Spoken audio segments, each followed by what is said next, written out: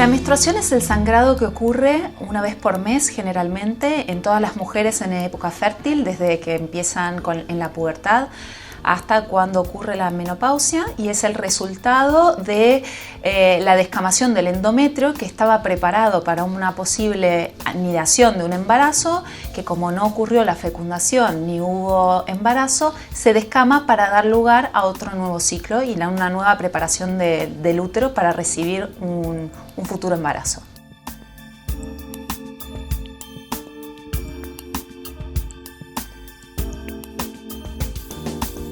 Los sangrados intermenstruales pueden tener distintos orígenes. Generalmente el factor más común de sangrado, que es en el medio entre una regla y otra, puede ocurrir por la ovulación. Hay muchas mujeres que se enteran que están ovulando por los cambios en el moco cervical y otros porque tienen un sangrado pequeñito que puede ser amarronado o rojizo, que generalmente dura entre 2 y 3 días, que avisan que en ese momento están ovulando, porque como las trompas son unos órganos que están libres en la cavidad abdominal, cuando se ovula se rompe el folículo que contiene el óvulo, puede sangrar y ese sangrado se exterioriza a través de las trompas. Por otro lado, existen otras causas que pueden ser debidas, por ejemplo, a pólipos, que son como formaciones, como una carnecita crecida, que generalmente desaparecen entre una regla y otra, que pueden provocar un goteo de sangrado, tanto durante, después y los días antes de la regla. Los diagnósticos se hacen por ecografía, uno puede sospecharlo según el patrón de sangrado que tenga la mujer. Y por otro lado hay otras situaciones un poquito más complejas en las cuales las mujeres que ovulan y que tienen una insuficiencia del cuerpo lúteo, el cuerpo lúteo es lo que queda una vez que se ovula y que va a generar progesterona para mantener activo el embarazo eventualmente que se pueda llegar a formar, se consume antes de tiempo y entonces esa insuficiencia causa que el endometrio, que es lo que se descama para dar la regla, se caiga de a parches y que genere un sangrado premenstrual. Pero generalmente hay otras causas que pueden ser como los miomas uterinos, que pueden estar comprimiendo a nivel del endometrio un sector, y eso aumenta la posibilidad de sangrado que pueda tener esa mujer, y a veces tienen goteos antes de que empiece la regla. Muchas veces no son sangrados que no tienen ningún tipo de interés, como el tema de la ovulación. Hay sangrados que no tienen diagnóstico ni con ecografía, ni con estudios hormonales y que son característicos de cada mujer. Hay mujeres que los tienen siempre y otras mujeres que tienen esos síntomas conforme vaya desarrollándose su vida fértil.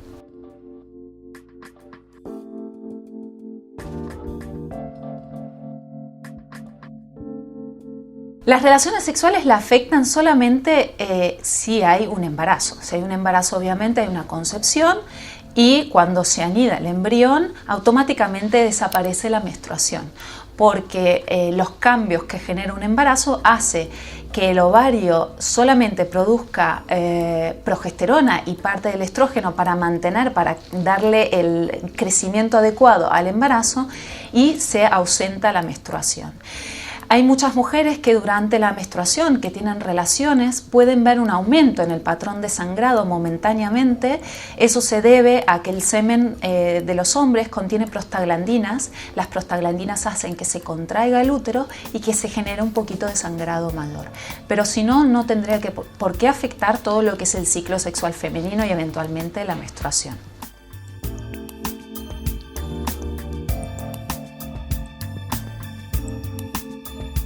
No, en realidad no es posible, justamente porque cuando hay un embarazo y hay cambios hormonales a favor del crecimiento del embarazo, o sea que hay una producción sostenida de progesterona y de estrógenos a menor dosis, se bloquea la funcionalidad del ovario, se bloquea la funcionalidad del hipotálamo y de la hipófisis, que son los que regulan el ciclo sexual femenino, para que no haya menstruación. Porque si hay menstruación quiere decir que ese embrión que se implantó eventualmente se va a perder y va a desembocar en un aborto. Hay sí casos que han dicho mujeres que han tenido como pérdidas durante el embarazo, en ciertos momentos del embarazo, que no son absolutamente como menstruaciones, no se deben confundir con sangrados de implantación, que eso sucede justamente más o menos a los 15 días, entre los 15 días de la concepción, en el cual puede haber un pequeño sangrado y justamente cuando a la mujer le tocaría la menstruación siguiente, pero es totalmente distinto el patrón de sangrado y no tiene nada que ver con una menstruación normal que tiene la mujer. Otros patrones de sangrado que pueden ocurrir durante el embarazo pueden ser debidos a otras causas, sobre todo a alteraciones a nivel del cuello del útero, a pólipos que pueden salir en el cuello del útero durante el embarazo o a patologías ligadas ya al embarazo de por sí, pero no existe la menstruación durante el embarazo.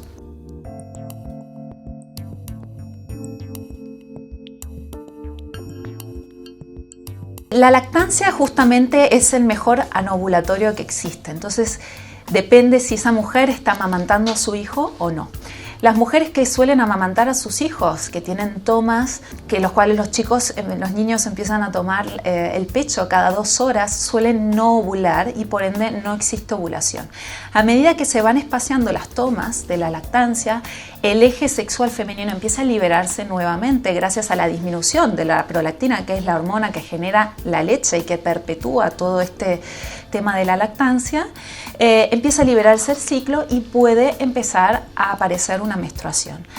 Generalmente tarda entre 4 a 6 meses. Hay mujeres que no tienen la regla por 8 meses, aunque espacien la lactancia.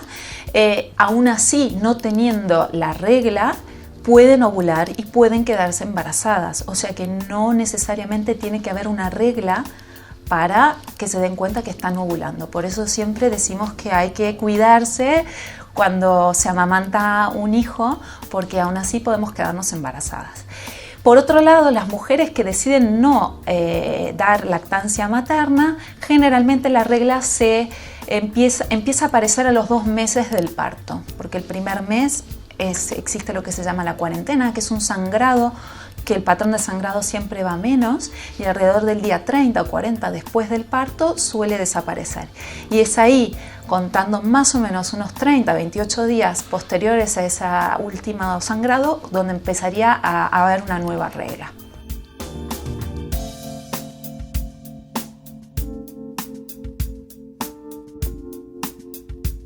Los anticonceptivos son hormonas que nosotros damos, obviamente, por distintas vías. Se pueden tomar como comprimidos, como anillos vaginales o se pueden administrar por medio de parches. El objetivo de estos anticonceptivos es mantener niveles hormonales constantes en la sangre para evitar todos los picos que tenemos las mujeres cuando no tomamos ningún tipo de anticonceptivos.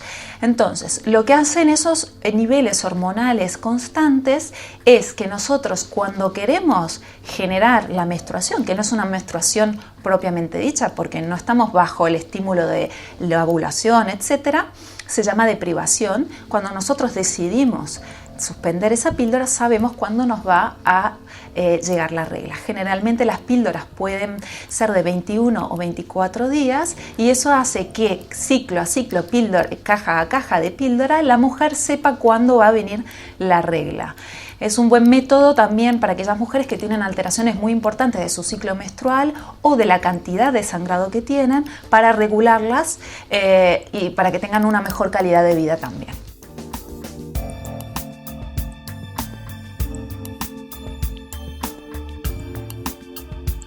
Generalmente cuando se suspenden los anticonceptivos y una mujer tenía algún patrón de irregularidad previamente a la asunción de la píldora, vuelve a lo mismo que era antes, porque el ovario de cada mujer es único, funciona de manera única. Sí, es verdad que hay una normalidad, entre comillas, donde decimos que las reglas vienen cada 28 o 30 días, pero hay mujeres que suelen tener ciclos más largos o más cortos. Eso viene determinado con cada mujer.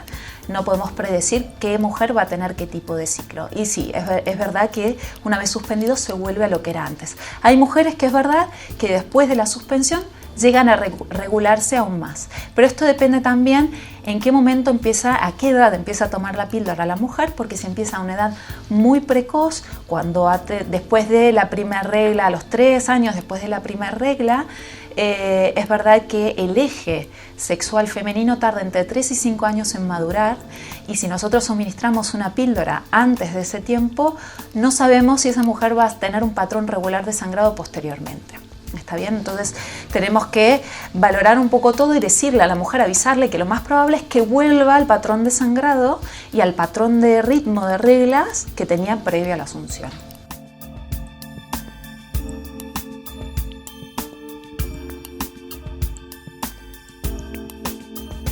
Cuando hay una menstruación, hay una inflamación. Entonces, cuando se inflaman los tejidos, hay liberación de unas sustancias que se llaman prostaglandinas, que generan contracciones a nivel del útero, y lo que duele son esas contracciones. Hay mujeres que lo tienen más acentuado o menos acentuado, y es verdad que hay situaciones y ciertas enfermedades, como por ejemplo los miomas uterinos o la endometriosis, que suelen acentuar el dolor durante la menstruación.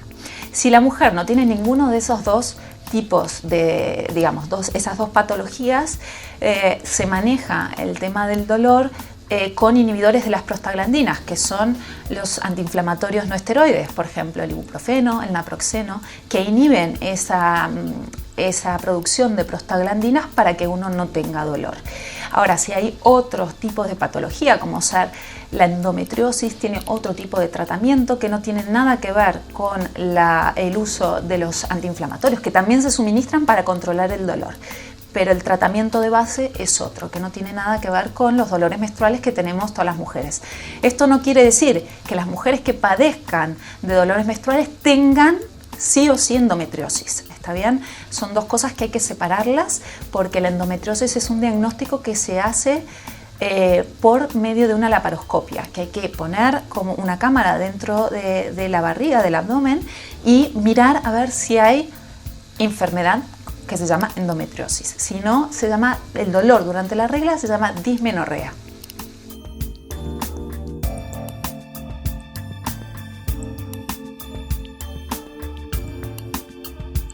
No, las posibilidades de embarazo no están dadas por la cantidad de sangrado que tienen las mujeres, sino por la reserva de óvulos que tienen esa mujer. Todas las mujeres, cuando somos embriones, ya tenemos un número definido de óvulos que vamos a tener a disposición para ovular a lo largo de nuestras vidas. Muchos óvulos se ovularán, otros se morirán a lo largo del camino y otros nunca se van a ovular. El sangrado en sí no es un problema, determina un problema en cuanto a cantidad o duración, en cuanto a la calidad de vida de esa paciente, pero no va a ser un predictor de lo que va a ser si va a ser más dificultoso o menos quedarse embarazada, ni que tenga más o menor posibilidad de embarazo. Sí es verdad que si hay sangrados muy largos y muy frecuentes unos entre otros, hay que investigar algunas alteraciones hormonales que pueden dificultar que la mujer quede embarazada, pero no porque tenga una mayor cantidad de sangrado, sino es el ritmo del ovario que determina las posibilidades o no de embarazo y la reserva ovárica que tenga.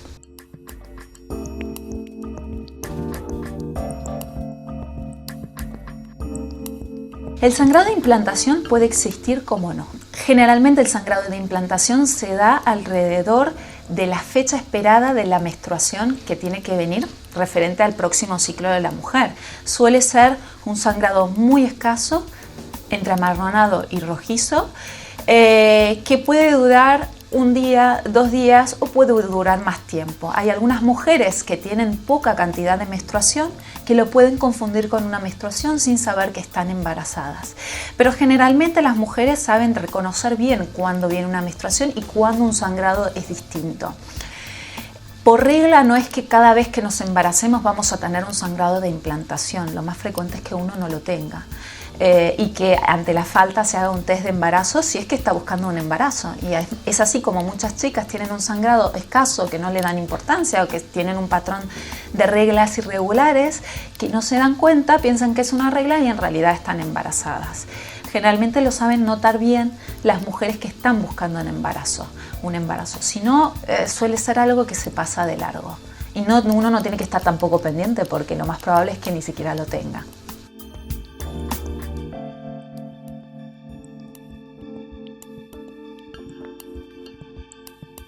La menstruación está dada por la actividad hormonal que sufrimos las mujeres durante el mes y que permite que nosotras podamos ovular mes a mes. No todos los ciclos son ovulatorios en un año, digamos, de vida fértil de la mujer.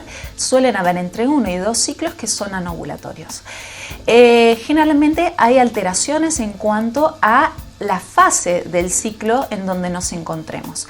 La primera fase, desde que comienza la regla hasta la ovulación, se llama fase folicular, que es donde crece el folículo que va a contener el óvulo, y luego desde la ovulación en adelante se llama fase luteínica o secretora, que es cuando ya se ovuló y el endometrio y el ovario se van preparando para una anidación, para albergar un posible embarazo.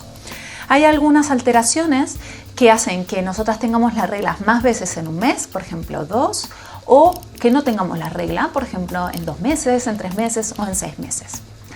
Esas se determinan por algunas alteraciones, sea en la primera fase, de la fase secretora, está bien, que cuando se va formando el folículo, hay veces que se forma el folículo pero no se ovula y se atresia, se muere, está bien, por decirlo de alguna manera. Hay veces que no llega a crecer ningún folículo y entonces tenemos una regla muy pegada a la otra. Hay veces que no se genera el cuerpo lúteo una vez ovulado porque no ovulamos, entonces hay una regla más pegadita a la otra, o hay veces que directamente no ovulamos y la fase de crecimiento folicular tarda mucho más, tarda entre 5 o 6 semanas.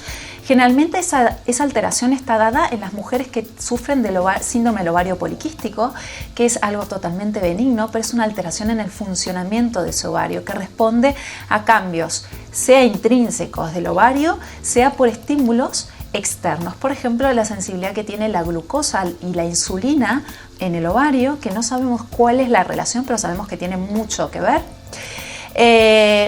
U otros tipos de alteraciones hormonales. Por ejemplo, el hiper o hipotiroidismo puede alterar el ciclo y el funcionamiento del eje sexual femenino y alterar en más o en menos, tener las reglas más veces o tener las reglas pocas veces, ¿está bien? Así como la hiperprolactinemia, que la fase fisiológica de la hiperprolactinemia es la lactancia. Tenemos mucha secreción de la hormona prolactina, entonces por eso no tenemos la regla. Pero hay veces que hay sobrecrecimiento de la glándula que la genera y que se llama prolactinoma y puede inhibir el ciclo. Hay otras causas también que no son propias del ciclo sexual femenino, que puede ser asunción de unos fármacos, sobre todo fármacos que se utilizan para enfermedades psiquiátricas, para síndromes depresivos que pueden alterar de forma medicamentosa el ciclo sexual femenino.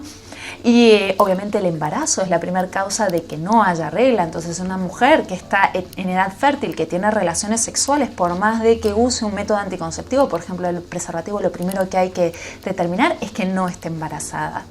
Y hay otros factores que son orgánicos, que son propios del útero, que puede ser un útero que no haya crecido suficiente, que no esté maduro o que tenga alguna sinequia. Sinequias son como puentes de tejido que se forman como consecuencia de un legrado o como consecuencia de alguna otra cirugía a nivel del útero que hacen que uno no tenga regla o tenga poca regla, ¿está bien? Hay síndromes de malformaciones que también pueden no generar regla, que eso hay que sospecharlo, pero en chicas muy jóvenes que no tienen regla. Y por otro lado tenemos las causas que nosotros las diagnosticamos más que nada por descarte, que son trastornos de la alimentación, como por ejemplo la anorexia nerviosa o la bulimia, donde hay una mala alimentación, hay poca asunción de proteínas y de materia grasa que es necesaria para generar las hormonas que nos regulan el ciclo, que las tenemos que sospechar cuando vemos una niña muy delgada, una mujer que nos cuenta que tuvo antecedentes de anorexia, así como mujeres que hacen mucho ejercicio físico, sobre todo las profesionales, las bailarinas, las atletas que tienen tan poca materia grasa en el cuerpo que no llegan a generar las hormonas femeninas. Entonces están en amenorrea, no tienen regla, pueden no tener regla por un año, ¿está bien? Y obviamente cuando uno entra en menopausia no va a tener más reglas. Pero eso ya generalmente ocurre alrededor de los 50 años, que es la media de las mujeres. Esas son las posibles causas de la ausencia, las alteraciones en las reglas.